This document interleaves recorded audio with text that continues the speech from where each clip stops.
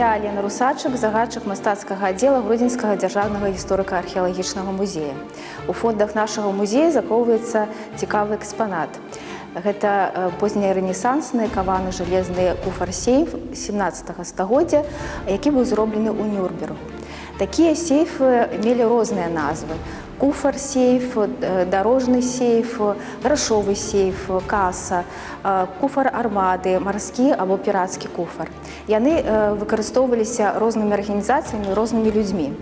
Так, напрыклад, яны ў войску маглі служыць палкавымі касамі. У царкве сховішчам для ахвяраванняў і старажытных рукапісаў. У багатых купецкіх крамах у такіх куфрах захоўвалі грошы. Таксама імі карысталіся і чыноўнікі, якія займаліся зборам падаткаў.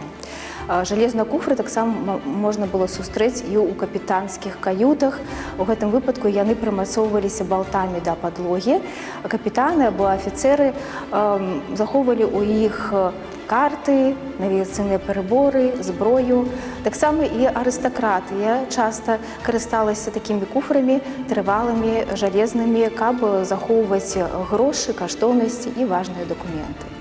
Такі тып куфраў з'яўляецца папярэднікам сучаснага сейфа. З сярэднявечча куфры ў асноўным вырабляліся з дрэва.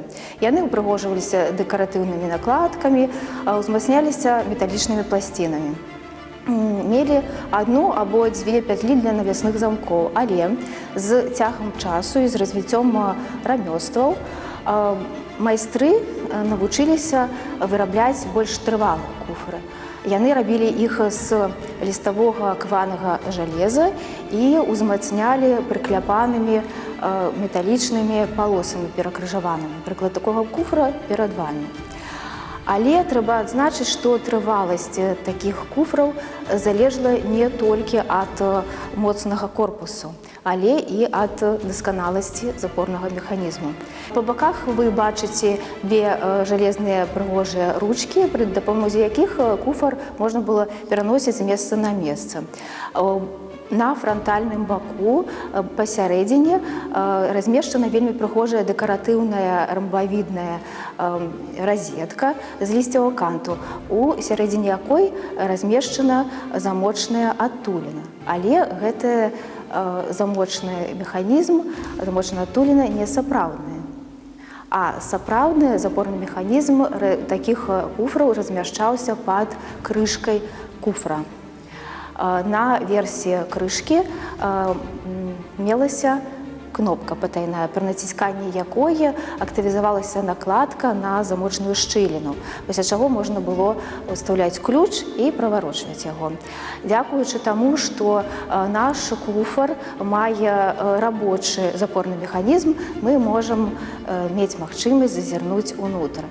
Пад крышкай мы бачым вельмі складаную запорную сістэму, якая упрыгожана металічнай накладкай ажурнай з гравіроўкай, зваявай пуці і лісцевага канту.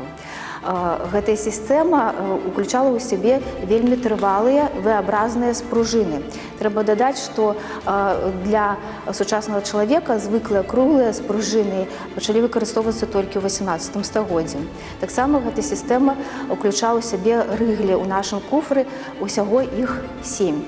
Калі глядзецца ў верхнюю частку па перыметры, унутры у куфры ёсць рабро узмоцненае, пад якое рыглі заходзілі. І нават у тым выпадку, калі злачынцы маглі спіліць петлі для навясных замкоў, рыгельная сістэма не дазваляла адкрыць крышку куфра. Такія трывалыя жалезныя куфры вырабляліся з канца 16-го да апошняй чвэрці 18 стагоддзя. Вырабляліся яны ў Аўстрыі, у Іспаніі, Францыі, Паўднёвай Германіі. І найбольшай папулярнасцю карысталіся куфры майстроў з гарадоў Нюрнберга і Аўсбурга. Менавіта там размяшчаліся найлепшыя кавальскія і сталярныя майстэрні. А менавіта непасрэдна з нашым куфрам вы зможаце пазнаёміцца больш падрабязна на экспазіцыі будучай пад назвай «Скарбіца», якая размясціцца ў палацавай частцы старога замка.